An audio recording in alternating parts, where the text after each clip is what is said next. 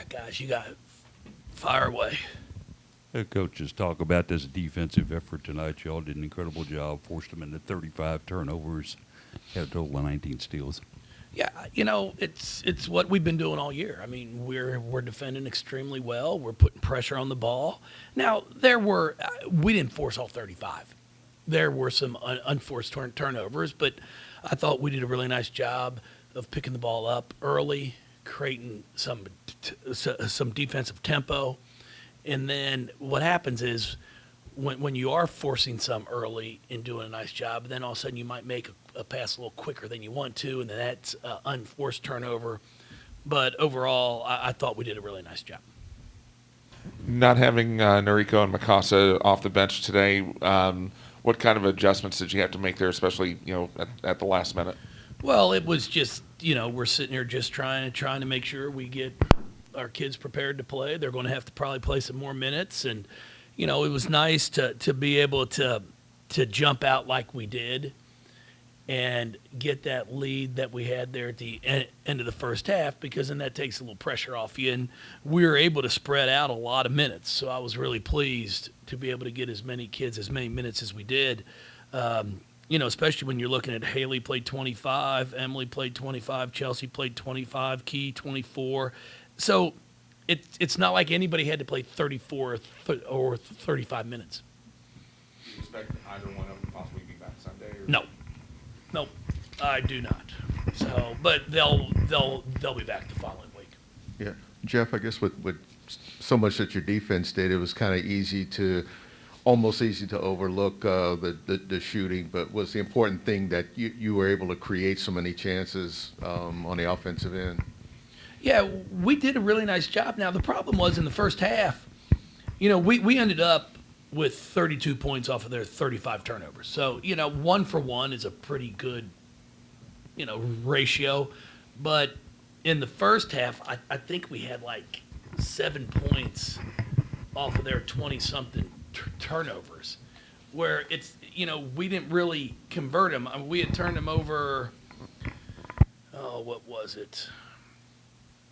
First half there, we turned it over 24 times and had 18 points off of it. We weren't getting as many, and if you go back to the first quarter, I think at one point we'd force them into 8 turnovers and scored 1 point off the turnover. So if you're going to turn somebody over, you got to figure out a way to convert them into points, and we did a much better job of that. And then I thought we did a really nice job of at times of going inside out and able to establish a post game. We started the second half. We go into O, and she makes a really nice post move and scores. But we've got to continue to do a better job of that. We've got to try to get it into the post more, where Olivia's got the opportunity to score there with her back to the basket or facing up.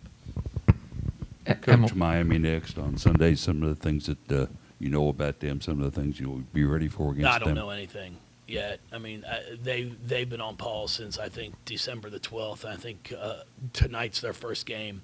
So I haven't looked at any film, and I'll start that tomorrow morning.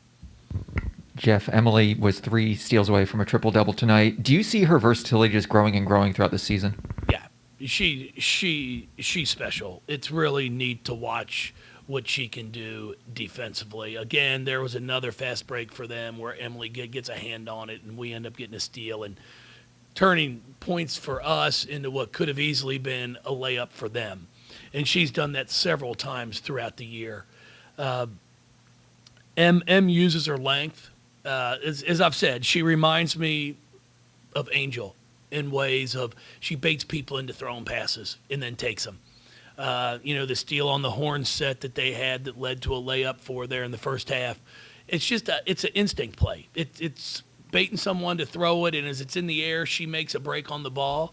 It's really impressive. She's fun to coach. You had talked previously about one of the concerns you had with this team was, fouling too much.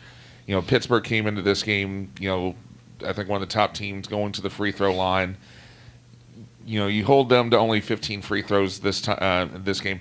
How important was that, and is that a positive sign that you see moving forward? Well, it's hard to really say just because we turned them over 35 times. So, when you're turning it over 35 times, we're not having to foul you.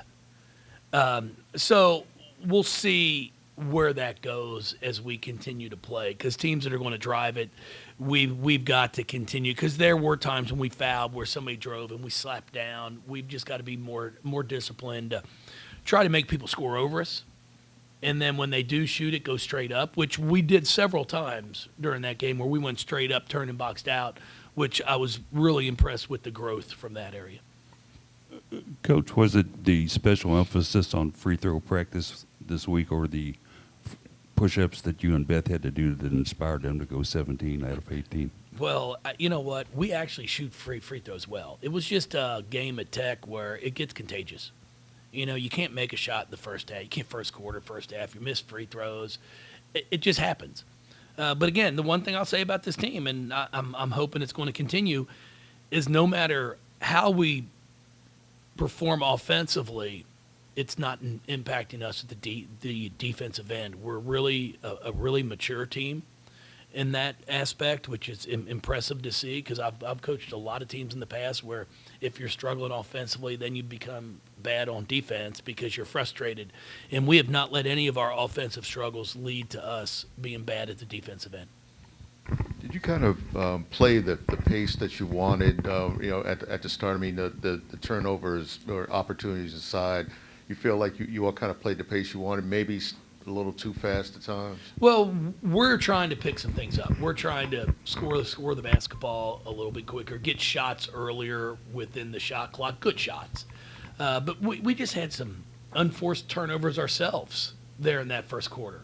And then once I think about 4 or 5 minutes into it, we started to settle down and then take shots.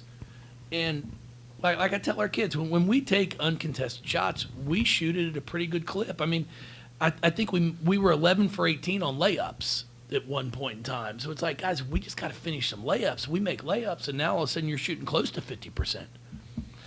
You had Olivia and Liz in there for a little bit, I think, in the second half. Typically they don't share the court at the same time. Is that something that you may look to do more as the season progresses? Yeah, as the year goes on and different situations present themselves, Olivia's done an amazing job defensively for us.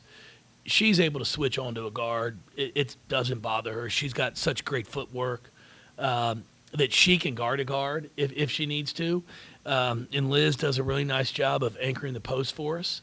So if I've got to put O at the 4, it's not a problem because defensively she can handle that. And as we go throughout the year, different teams present different matchups. I'm able to play them together. Thank you, everybody.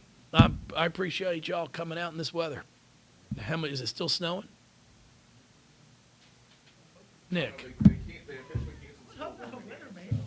School's canceled? School's canceled for tomorrow. What school? Our school? No. I'd skip on a day like tomorrow. I wouldn't have made it to class. That's what I said. It's not anymore. It's NTI. Yeah. I wouldn't have done that. My computer wouldn't have worked either.